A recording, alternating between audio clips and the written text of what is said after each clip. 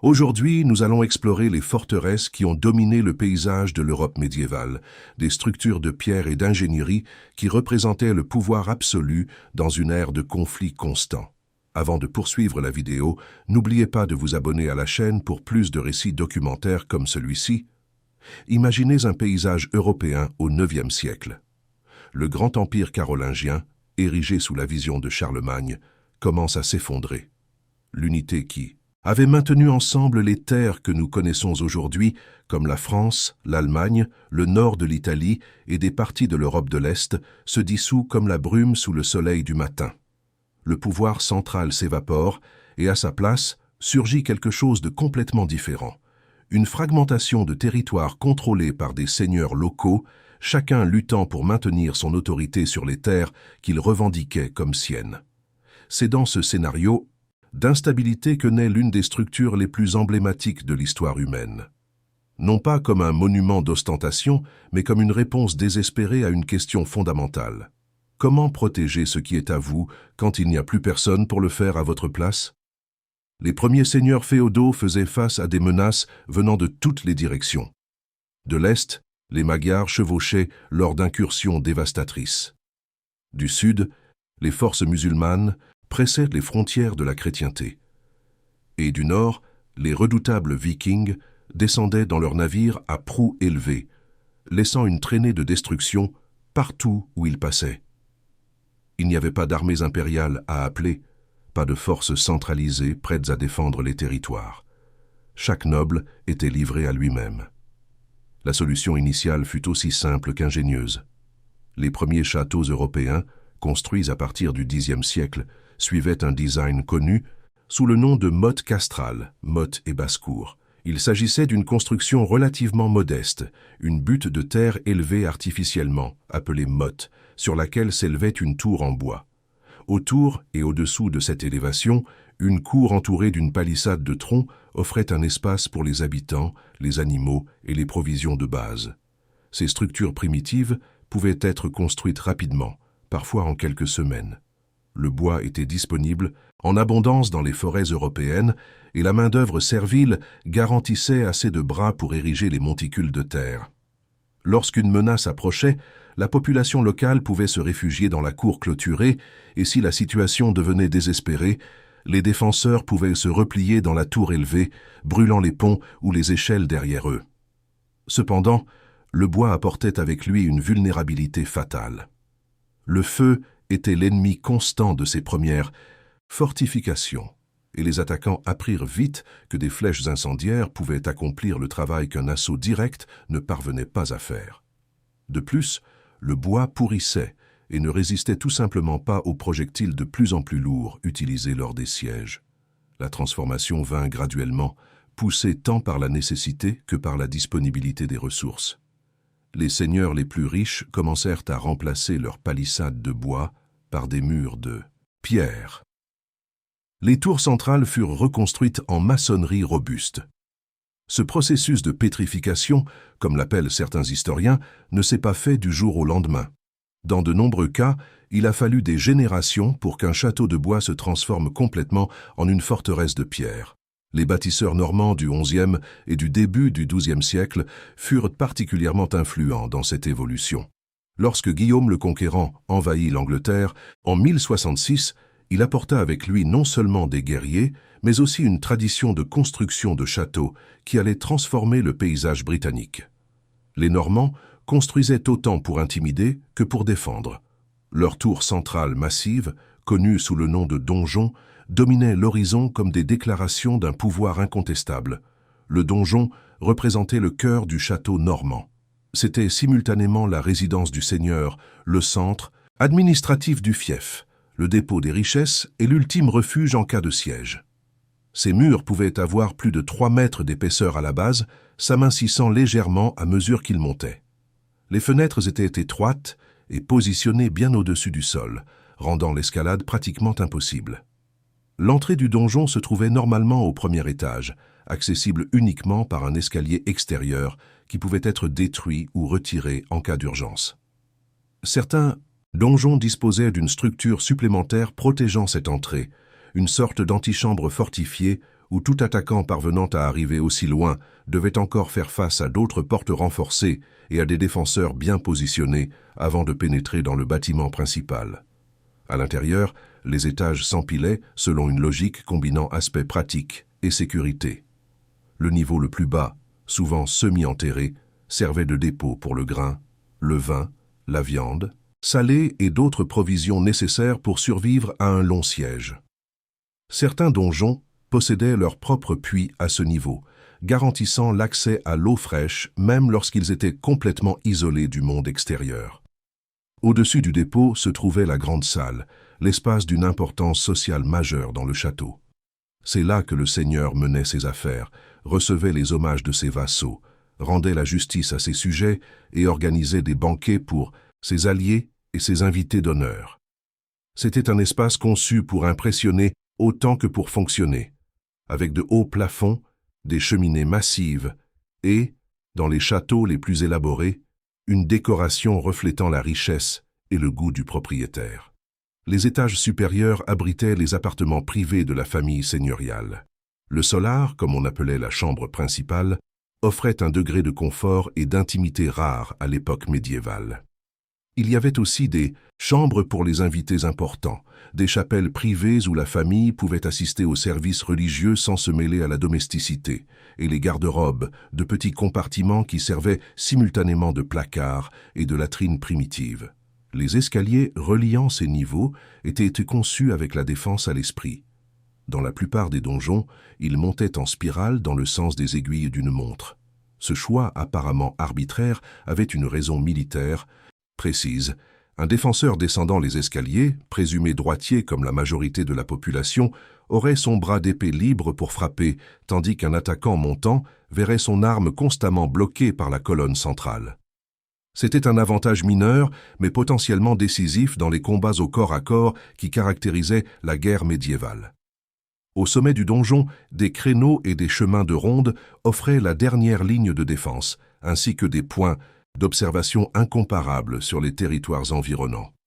De là, les sentinelles pouvaient apercevoir des approches hostiles des heures à l'avance, donnant le temps aux habitants de se préparer au combat ou de chercher refuge à l'intérieur des murailles. Cependant, le donjon isolé s'est vite révélé insuffisant face à des tactiques de siège de plus en plus sophistiquées. Les attaquants du XIIe siècle employaient déjà une variété de machines de guerre capables de causer des dommages significatifs même à des structures de pierre massives. Des béliers protégés par des couvertures en bois pouvaient frapper répétitivement contre les portes et les murs jusqu'à ce qu'ils cèdent. Des tours de siège permettaient aux attaquants d'escalader les murailles sans la vulnérabilité des simples échelles. Et des catapultes de divers designs projetaient des pierres lourdes qui fissuraient et finissaient par démolir même les murs épais. Plus insidieuse encore était la technique de la sape ou mine. Des ingénieurs de siège creusaient des tunnels sous les fondations des murs, les soutenant avec des poutres en bois. Lorsque le tunnel allait assez loin, on mettait le feu aux poutres. L'effondrement entraînait avec lui la muraille au-dessus, ouvrant des brèches par lesquelles les attaquants pouvaient avancer. La réponse des bâtisseurs de châteaux fut d'ajouter des couches de défense. Si un seul mur pouvait être percé, 2 murs rendraient la tâche beaucoup plus difficile. Si une porte pouvait être abattue, de multiples portes en série transformeraient chaque conquête en une nouvelle bataille. Ce raisonnement a conduit au développement du château concentrique, la forme la plus sophistiquée et la plus redoutable de fortification médiévale. Le château concentrique abandonnait le modèle de défense unique pour embrasser un concept de défense en profondeur. Couche après couche, des obstacles s'interposaient entre l'attaquant et le cœur de la forteresse. Chaque couche était conçue non seulement pour résister, mais pour exposer les envahisseurs au feu des défenseurs positionnés sur les couches les plus internes et les plus élevées. Le premier obstacle qu'une armée ennemie rencontrait était la barbacane, une structure défensive avancée positionnée avant même l'entrée principale du château. Elle fonctionnait comme une sorte d'antichambre fortifiée, un vestibule de la mort où les attaquants étaient forcés de s'agglutiner sous le feu constant des créneaux supérieurs avant d'avoir la moindre chance d'atteindre la véritable porte. La barbacane avait ses propres murs, ses propres tours, ses propres créneaux. La conquérir ne signifiait pas conquérir le château, mais seulement traverser la première de nombreuses lignes défensives, et pendant que les attaquants se concentraient sur la rupture de ces défenses, les défenseurs sur les murailles principales avaient des cibles clairement exposées pour leurs flèches et leurs projectiles. Au-delà de la barbacane, le fossé créait une barrière qui semblait simple, mais présentait d'énormes défis tactiques pour toute force de siège. Ce grand fossé, souvent rempli d'eau, entourait toute la forteresse comme un abîme infranchissable. Les tours de siège ne pouvaient pas le traverser. Les béliers ne parvenaient pas à atteindre les murs sans construire d'abord des ponts ou des remblais improvisés. Et la technique de la mine devenait impossible lorsque le sol saturé d'eau pénétrait dans n'importe quel tunnel. Le seul passage au-dessus du fossé était le pont-levis, une structure ingénieusement conçue pour être aussi utile en temps de paix qu'inutile pour les ennemis en temps de guerre. Dans sa forme la plus basique, il s'agissait d'une plateforme en bois renforcée, articulée à une extrémité près de l'entrée du château. Des chaînes fixées à l'extrémité extérieure passaient par des poulies jusqu'à un mécanisme interne, actionné, par des gardes à l'étage supérieur de l'entrée. Lorsqu'il était levé, le pont se transformait en une barrière verticale supplémentaire couvrant l'entrée, tandis que le fossé en dessous empêchait toute approche. Les ponts plus grands et plus lourds nécessitaient des systèmes de contrepoids pour aider à la levée, et certains designs plus élaborés incluaient des puits ou des pièges sur le chemin, garantissant que même si les attaquants parvenaient à traverser un pont abaissé, ils trouveraient encore des surprises désagréables. En traversant le pont, les attaquants entraient dans le passage de l'entrée principale, une structure connue sous le nom de châtelet ou corps de garde. Ce n'était pas un simple portail, mais une forteresse dans la forteresse, conçue spécifiquement pour transformer le point d'entrée le plus évident en un piège mortel. Le premier obstacle serait la porte elle-même, massive et renforcée de fer. Même sous l'attaque constante d'un bélier, une porte bien construite pouvait résister pendant des heures ou des jours. De l'intérieur, une épaisse barre de bois, logée dans des cavités creusées dans les murs de pierre des deux côtés, empêchait toute force brute extérieure d'ouvrir les portes. Mais même si la porte tombait, les attaquants ne trouveraient pas le passage libre. Devant eux descendrait la grille de fer et de bois connue sous le nom de herse.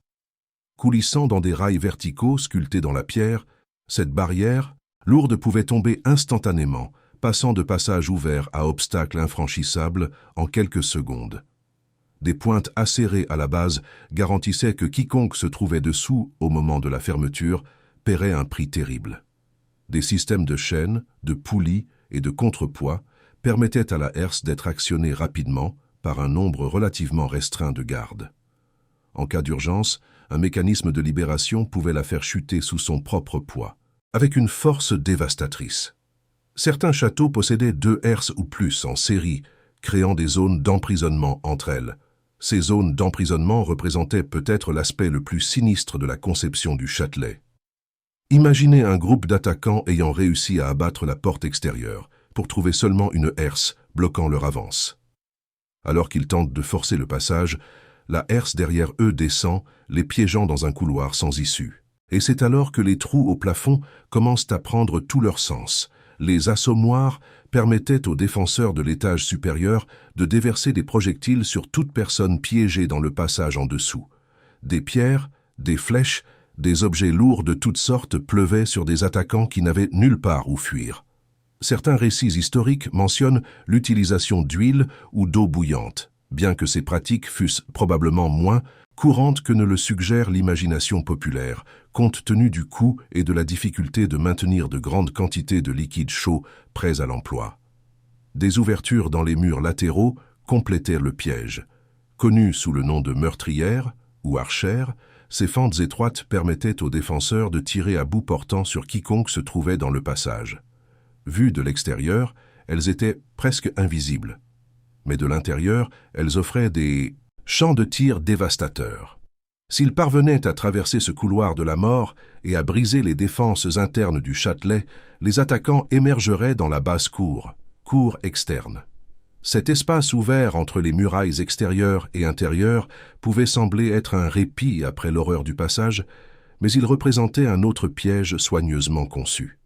La basse-cour était complètement dominée par les murailles intérieures, qui s'élevaient plus haut et étaient plus épaisses que les extérieures. Les défenseurs positionnés sur ces murailles supérieures avaient des angles de tir parfaits sur quiconque se trouvait dans la cour en bas. Il n'y avait pas de couverture, pas d'abri.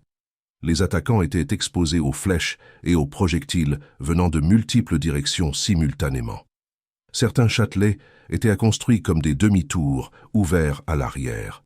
Ce choix de conception signifiait que même si les attaquants parvenaient à prendre la structure, ils ne pourraient pas l'utiliser comme position défensive contre les forces du château. Au lieu d'un bastion conquis, ils n'auraient qu'un piège, exposé au feu des tours et des murailles environnantes. La base même des murailles recevait un traitement spécial. Le talus, une section inclinée de pierre à la base, servait à de multiples fins défensives. Les béliers qui frappaient contre cette surface angulaire voyaient une partie de leur force déviée, réduisant l'impact contre la structure principale.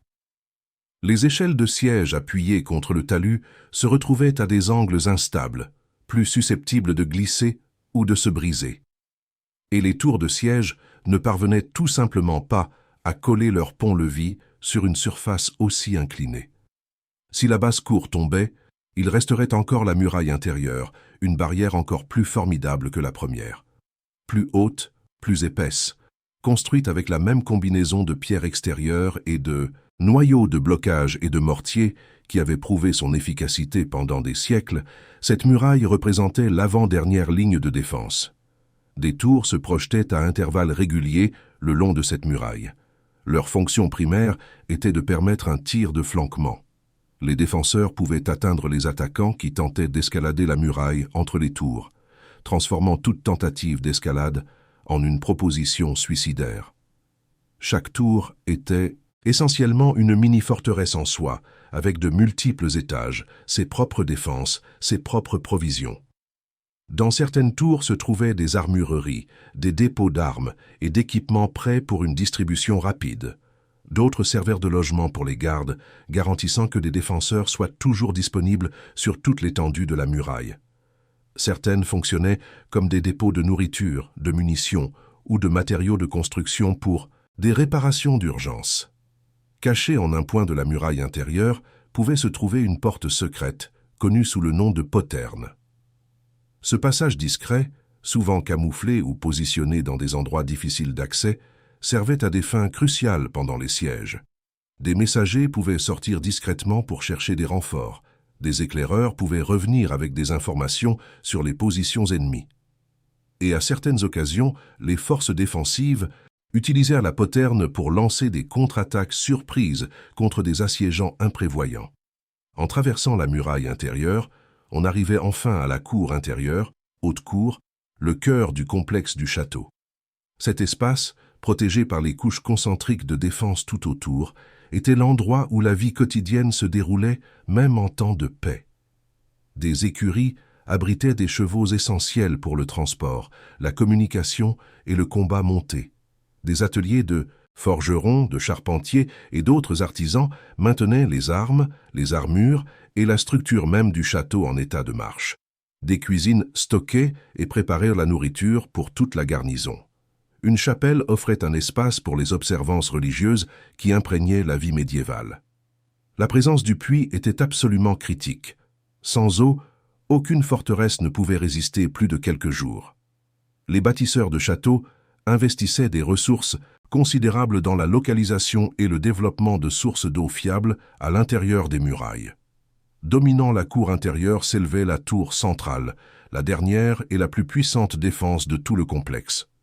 À ce stade, les défenseurs d'un château concentrique assiégé auraient perdu la barbacane, vu le fossé traversé d'une manière ou d'une autre, affronté les horreurs du Châtelet, lutté pour la basse-cour, vu la muraille intérieure et ses tours forcées, et seraient finalement arrivés à cet ultime refuge. La tour centrale devait être capable de résister même quand tout le reste était tombé. La construction de la tour centrale reflétait cette responsabilité. Des murs d'une épaisseur extraordinaire, renforcés aux angles par des tours plus petites servant de position de tir et de point d'observation. Des fenêtres réduites au minimum aux étages inférieurs, pratiquement inexistantes, sauf sous forme d'étroites meurtrières. L'entrée surélevée, accessible uniquement par des escaliers extérieurs pouvant être détruits ou retirés. Si la tour centrale possédait une construction avancée protégeant son entrée, cette structure représentait un obstacle de plus pour des attaquants déjà épuisés par des batailles successives. Des meurtrières dans les murs permettaient aux défenseurs de tirer sur quiconque se trouvait sur les escaliers d'accès. Certaines constructions avancées incluaient leur propre pont-levis et leurs propres portes, miniaturisant à plus petite échelle toutes les défenses qui protégeaient l'entrée principale du château. À l'intérieur de la tour centrale, l'organisation verticale combinait besoins pratiques et préoccupations défensives. Le sous-sol stockait les provisions nécessaires pour résister à un siège prolongé, des grains qui pouvaient durer des mois s'ils étaient bien stockés, des viandes salées et fumées, des tonneaux de vin et de bière. Si la tour possédait son propre puits, les sépis, défenseurs pouvaient théoriquement résister indéfiniment, limités seulement par leurs réserves de nourriture. La grande salle occupait 1 ou 2 étages, remplissant les mêmes fonctions cérémonielles et administratives qu'elle exerçait dans les forteresses plus anciennes. Les étages supérieurs abritaient les appartements privés, les chambres d'amis, la chapelle privée et les garde-robes. Et au sommet, les créneaux offraient la vision finale sur un champ de bataille qui, à ce stade, serait couvert par les décombres de la résistance. La sophistication croissante des châteaux médiévaux représentait une course aux armements architecturales menée au cours des siècles. Chaque nouvelle technique de siège trouvait finalement sa contre-mesure défensive, et chaque nouvelle défense était finalement surpassée par des tactiques plus élaborées. Ce cycle d'innovation a produit des forteresses d'une complexité impressionnante, mais a également conduit à leur obsolescence finale. Le changement ne vint pas d'une tactique de siège plus élaborée, mais d'une technologie complètement nouvelle, la poudre à canon. Les premiers canons à apparaître sur les champs de bataille européens au XIVe siècle étaient primitifs, imprécis et souvent plus dangereux pour leurs opérateurs que pour leurs cibles. Mais la technologie évolua rapidement. Au XVe siècle, l'artillerie à poudre avait atteint un niveau de puissance et de précision qui rendait obsolètes des siècles d'ingénierie défensive. Des murailles de pierre qui avaient résisté à des générations de sièges conventionnels s'effondraient sous le bombardement soutenu des canons. Des tours qui avaient dominé les paysages pendant des décennies étaient réduites en décombres en quelques heures. La hauteur, qui avait été un avantage, devenait une vulnérabilité, offrant des cibles plus grandes pour des artilleurs de plus en plus habiles. La réponse initiale des bâtisseurs de fortifications fut simplement d'augmenter l'épaisseur des murailles, mais cette solution s'est vite révélée impraticable. La quantité de pierres nécessaire pour résister aux bombardements modernes rendait la construction économiquement non viable et stratégiquement discutable. Le temps nécessaire pour ériger de telles fortifications dépassait tout calendrier raisonnable de campagne militaire.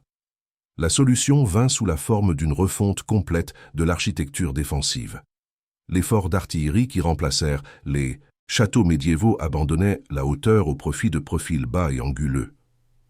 Des murailles inclinées déviaient les projectiles au lieu d'absorber leur impact. Des bastions saillants permettaient un feu croisé sur tout point d'approche. Ces nouvelles fortifications étaient construites exclusivement pour la guerre, sans aucune prétention de servir de résidence. La noblesse, privée de ces châteaux comme symbole de pouvoir militaire, se tourna vers la construction de palais et de manoirs, des structures conçues pour impressionner par la beauté et le luxe, plutôt que pour intimider par l'imposante défense. Le château, en tant que résidence seigneuriale et forteresse militaire, disparut, remplacé par la spécialisation dans des constructions purement résidentielles ou purement militaires. Certains châteaux survécurent à la transition, transformés en résidences confortables grâce à des rénovations. D'autres furent abandonnés à mesure que leurs propriétaires déménageaient vers de nouveaux palais. Beaucoup furent délibérément détruits pendant des conflits ou simplement dépouillés de leurs pierres pour être utilisés dans d'autres constructions. Ceux qui survécurent intacts trouvèrent souvent de nouveaux usages complètement éloignés de leur fonction d'origine. Certains furent convertis en prisons, d'autres devinrent des sièges administratifs, des archives ou des dépôts gouvernementaux. Quelques-uns restèrent les résidences de familles nobles qui conservaient leurs titres et leurs propriétés à travers les convulsions politiques des siècles suivants. Aujourd'hui, les châteaux médiévaux subsistants attirent des millions de visiteurs chaque année. Les touristes parcourent les chemins de ronde où les gardes faisaient leur ronde il y a des siècles. Les enfants imaginent des chevaliers et des princesses dans des espaces qui abritaient à l'origine des réalités beaucoup plus complexes et souvent violentes.